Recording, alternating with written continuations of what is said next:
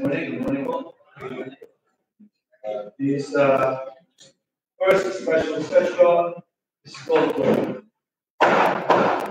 the national anthem, led by Miss Aina C. Ramirez, followed by invocation and recitation of Councilor Street and Vice Mayor Street. Councilor Street will be led by Councilor Anthony.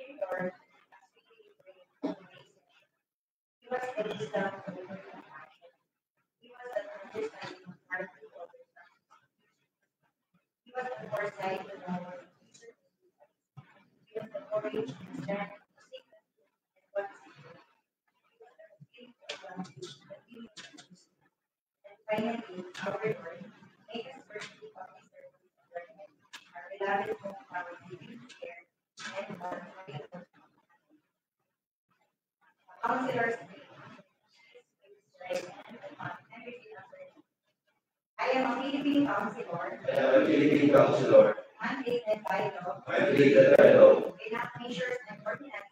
To enact measures and ordinances. That we have to the general welfare. Regard the general welfare Of my of my individual. their pursuit for happiness. In their pursuit for happiness. Peace and prosperity. Peace and prosperity. I believe in public service. I believe in public service. As a guiding principle.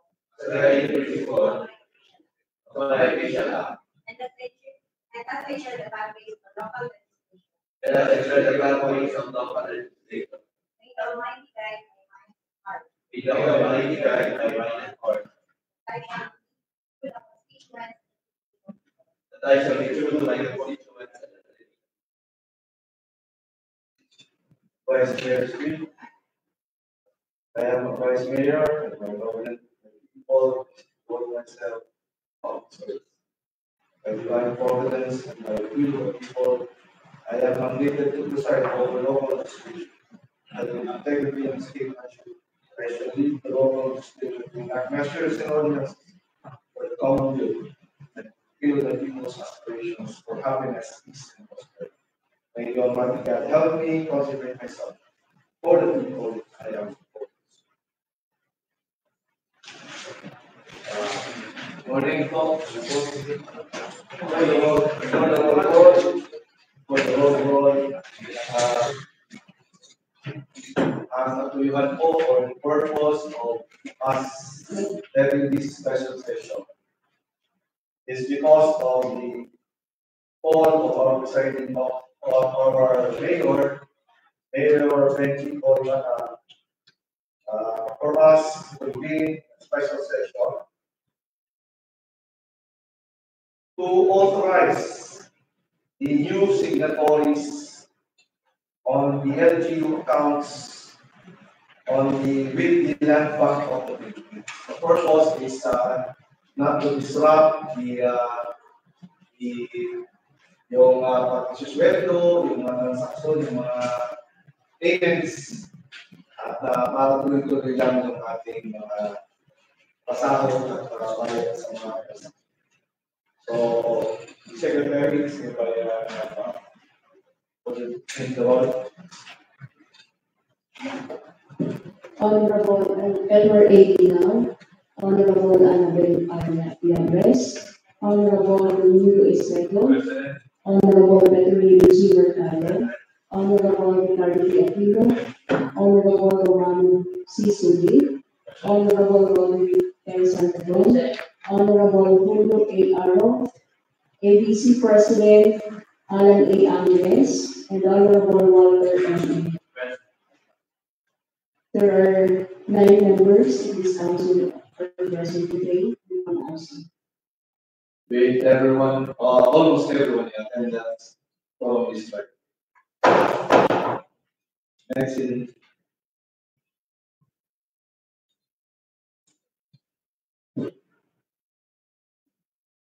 So, we will forego the approval of the order of business because we already have a approved business, which is what is contained in the letter. Because as under the rules and under the law of order, the Sangguniang Bayan, during special session, the agenda is what was the purpose or the original purpose of why it is called. So the purpose for calling this special session is because of the request of our Honorable Mayor for a special session, as I stated earlier, to authorize the new city toys with the land bank of the Philippines so that we will not disrupt any transaction, payments of any obligations. So, Madam Secretary, please proceed. Next is under item number 8, reading of the federal proposed measure of communications. You have a letter from Honorable Ben Suzy Olivata, Municipal Mayor, dated July 2. To the honorable members of the Sangguniang Bayan, to Honorable Giovanni A. Sinar, Vice Mayor, Presiding Officer, the subject is the request to hold a special session, take the necessary legislative action relative to the change of the signatories on accounts of the local government unit with the Land Bank of the Philippines, NAGA, and Cebu branches. May the presiding officer request anyone to make the council is recognized. The vice chairman of the rules and regulations.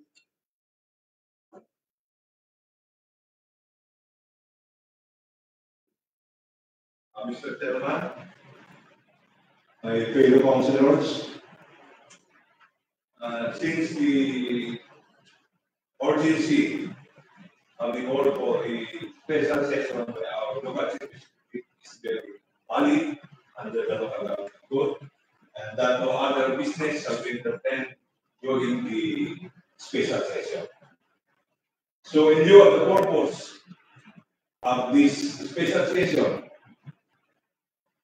may I propose a resolution entitled Resolution of Municipal Mayor, Honorable Benji G. Olivata, Municipal Vice Mayor, Honorable Giovanni Isigal, and OIC Municipal Treasurer, Wilfrida G. Ipondo, as the official signatories to the land banks account to the bank accounts maintained by the local government unit at Bragay with the land bank of the Philippines, NAGA, and Cebu branches.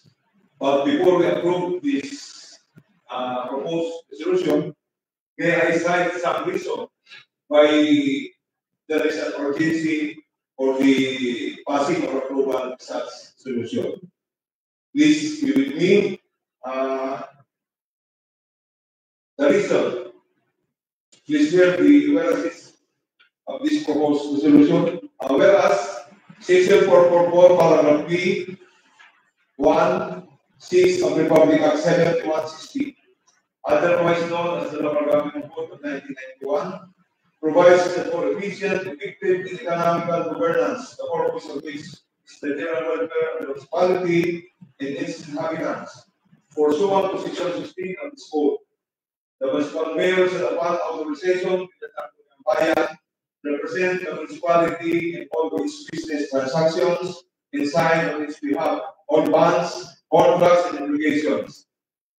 In such other documents being pursuant to law or ordinance. Whereas Section 470, Paragraph D2 of the City Code also provides that the treasurers shall take charge of the treasury office, perform the duties provided for under Book 2 of the Code, and shall take custody and shall exercise proper management of the funds of the local government duty concerned. Whereas, in view of the assumption of the new set of municipal officials as a result of the recently concluded national and local election, there is need to update the signatories of the accounts with the Land Bank of the Philippines, AGA, in Cebu branches to us not to hamper the smooth flow of business transaction of this municipality. My colleagues, may I now move for the approval of draft resolution number 02 series of 2025. There is a motion. Any second? Duly seconded. The motion and the resolution is hereby approved.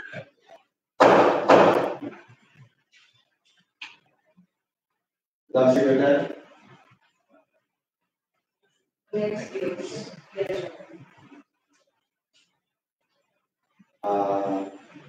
See you next Monday. Announcement, Mr. Chairman. All right. On Monday will be the beginning of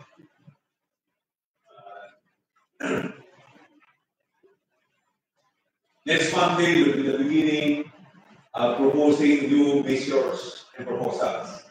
So, sabi nga natin noong kampanya na tayo maglilingkod sa mga bayan. Kaya yan ako ang pagkakataon, umpisa sa Lunes, kung ano man yung mga kaisipan nyo, ano man yung mga platform, bawat isa, kindly submit your proposal.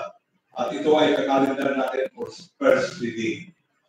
Gagamitin natin yung ating internal rules of procedure, gagamitin natin yung parliamentary rules of procedure para maging maayos natin kung ang ating session.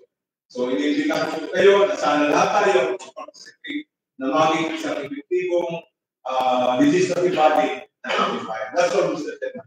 The Secretary is hereby directed to receive all proposals or proposed measures or legislations being submitted by our council. The Honorable Councilor Macarister. Good morning, everyone. Siguro naman po, Monday, pwede na po natin sistema, pwede po natin tatawag ang mga personal, mga uniform personnel para makilala po natin. Hindi po po sila kilala as a chairman of national. Thank you po. The Secretary is directed to invite the Chief of Police. Are you referring to the Chief of Police? The Chief of Police. So the SK Federation President.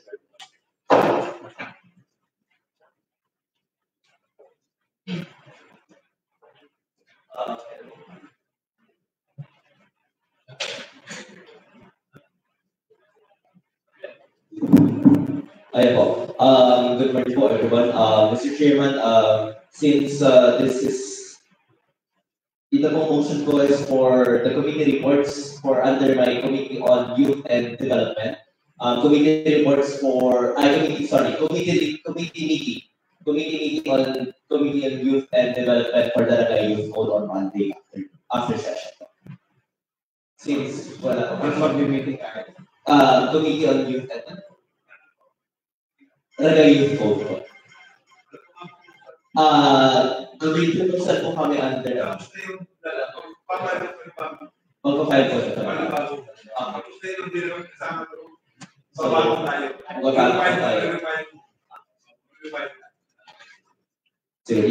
So the council is suggesting that you refile the Ragay Youth Good code. Before Monday, because under the rules, all proposed measures must be submitted to the Secretariat at least 2 days before the session, including your committee reports. Ano, yung mga committee reports, kailangan Friday submitted na sa ating secretary, staff secretary. Not necessarily to the secretary, but meron namang iba dyan na staff at nasa under niya na pwede kayo ipa-receive. Make sure that yung staff na receive talaga tapos nakalagay. Noted po, Mr. Chair, you can find that. The Honorable ABC President.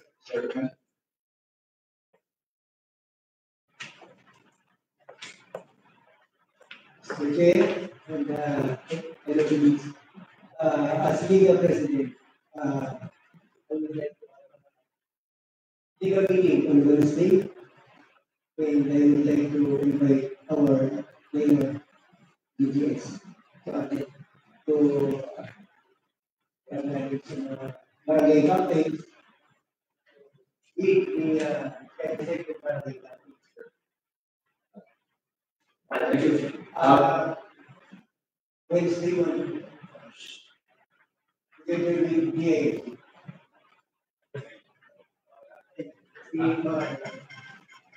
Councilor Sandoval.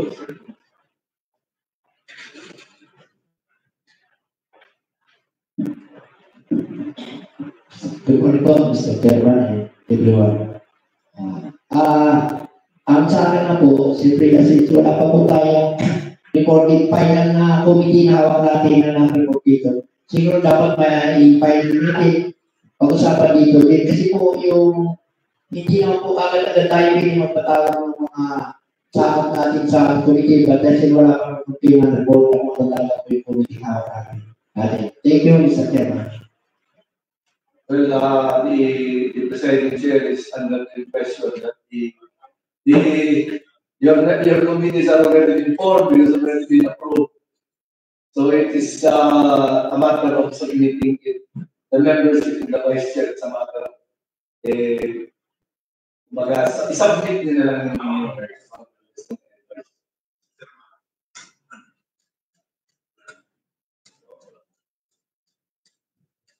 Ayun.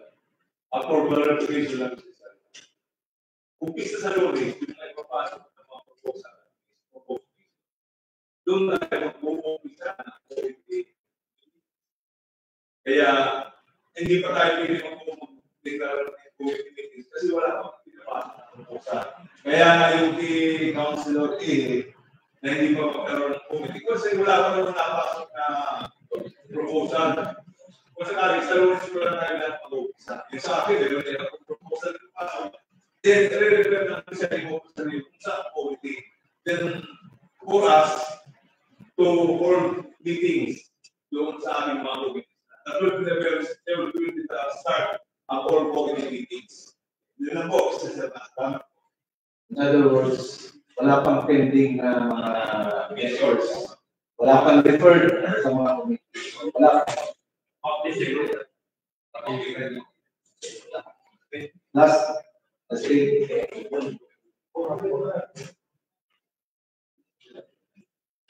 Yes po, Mr. Chairman. I forgot po, meeting po with SK Federation session po on Wednesday din po, morning 8 a.m.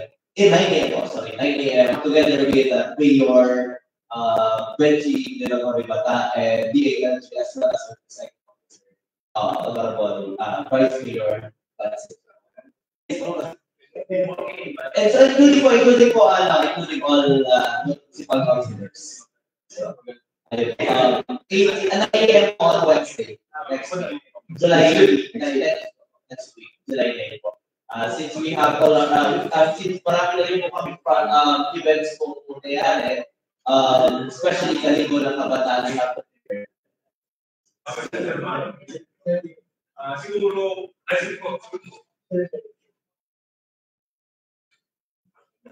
Sorry po kayo. I-invite na rin para makilala kayo naman. Barangay Same day pa kayo. Same day po. Okay, ba lang. Confidence na.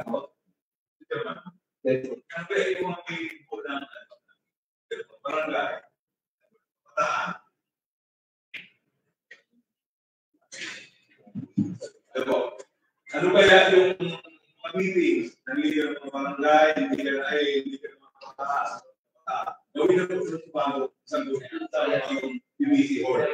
Alam mo, nare-request namin Wala pa kayo. 3 minutes pa. kasi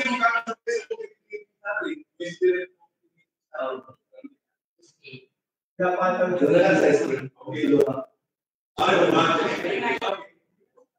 ano lang na, kasi in the future, siguro, ano natin, gawin natin yun ang lahat ng mga dito pa. Sabi ko, siguro sila na-respect natin at sales, kaya nagkakagulo-gulo, dahil ako may mga, ano ba kayo, may picture ba kayo dyan sa loob?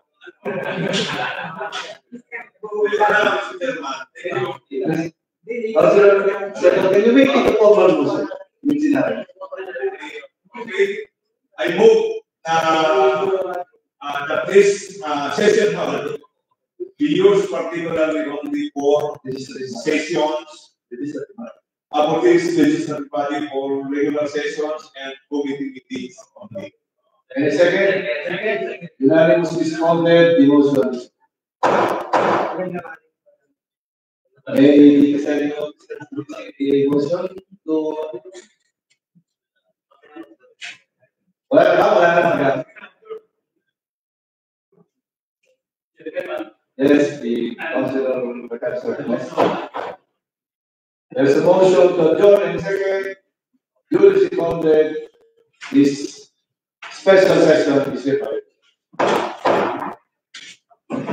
Thank you. In behalf of the mayor, salamat po kapag